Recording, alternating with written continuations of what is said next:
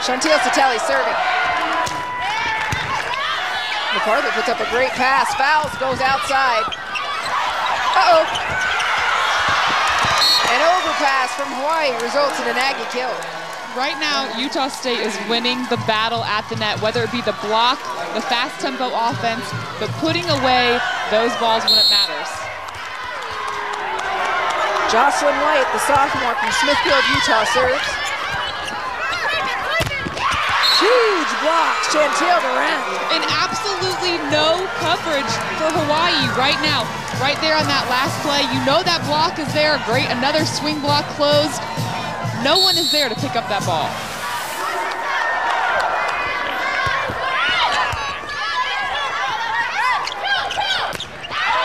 Another swing from Chantil Satelli, but this one long. Utah State, keep the heat on them right now. Out of this timeout, this shows how far you've come, how you respond out of this timeout.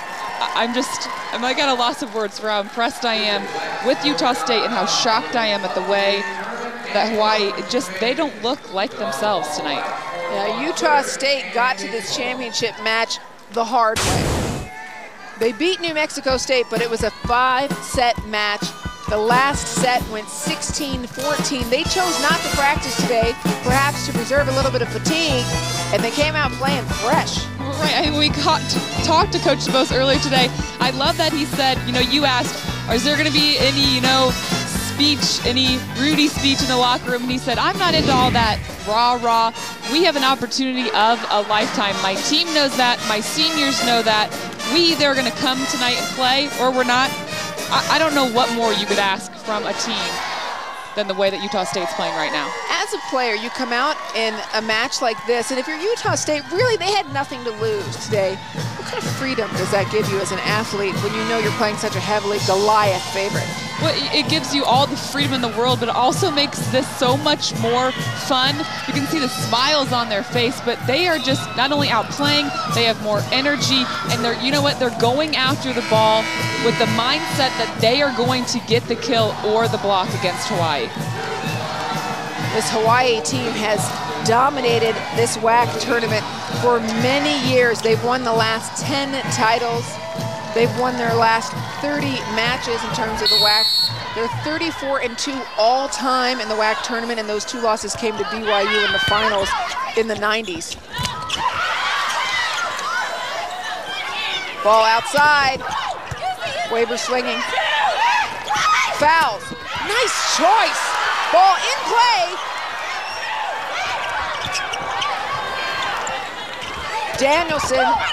Oh, she'll make you pay. She will, up in the air, can change her arm swing, goes to the roll shot to the corner. Smart play. Kill number 13 for Kanani Danielson.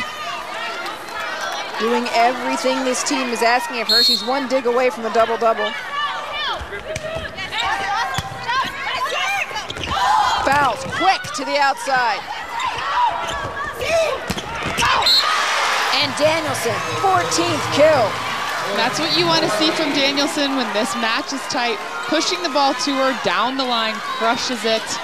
It almost looks like for Hawaii right now, Anne-Marie, that when that ball is coming back over on their side, they're just flustered. They're used to getting that big kill, not having teams touch the ball. Danielson makes another great choice as she gets her 15th kill, and now she has got the Wahine rolling in her connection with Mafua. Well, exactly right. Pushing that ball to the deep corner. I think that Morale knew that the ball was going out, but here she is stepping up exactly what you want from Danielson. You see Danielson and Mafua talking as they go off. ESPN is the home court of college hoops. Thursday, ESPNU delivers 2 quarterfinal games from the 76 Classic.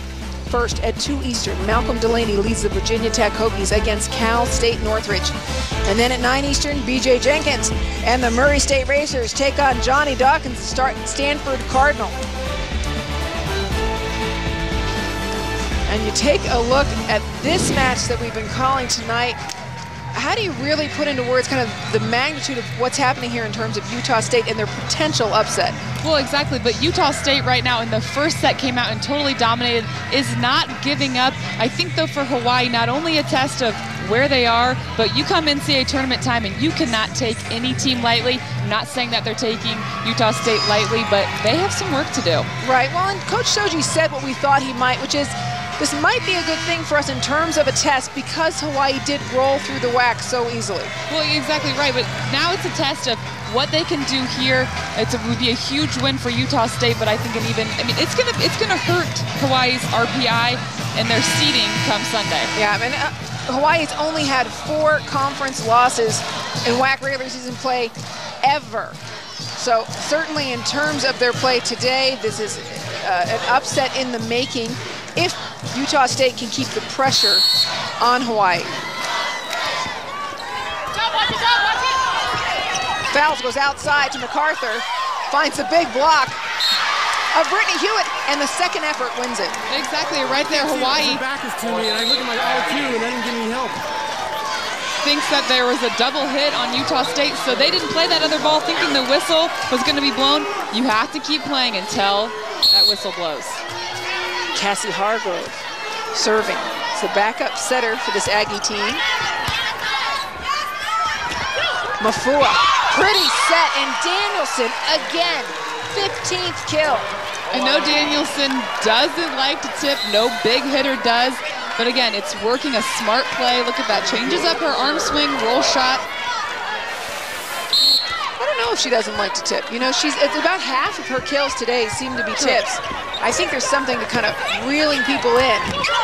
But she's having fun doing that tonight. Mafua sets her again. And that time, off hands, what a great follow from the Aggies. And a great Aggie play, but Lauren Bodley, number 4 in blue, chased that ball outside the court. And not only that, she chased it down and she ran through the ball instead of falling down, which coaches say run through the ball, but she passed that ball almost to target. And then Utah State just slamming that overpass down. Another block from the Aggies. Kaihui to Danielson. Danielson uses high hands, another great tool.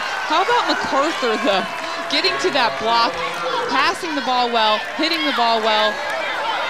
At what, 105 pounds maybe? Yeah, you know, MacArthur sometimes has to eat during matches, between sets, to try to keep her energy up. She's just got a quick motor, quick metabolism. And a big swing, that ball hit the antenna, no call. That ball hit the antenna. MacArthur that time takes a big swing and it comes down the net. That's a tough call right there. That ball hit the antenna. Composure for Utah State. Sometimes when you have a call like this. Yep. It's out of bounds. Yeah. So how they compose themselves after a disappointing call. Mafua serves. Nice set from libero.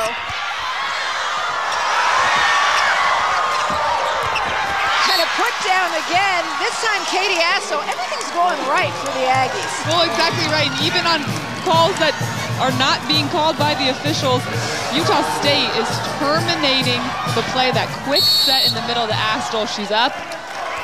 She wants that kill. Outside, Danielson. Foul. There's a hole in the block. Oh, are you kidding me? Pushing that ball back all the way to the right side antenna, no block.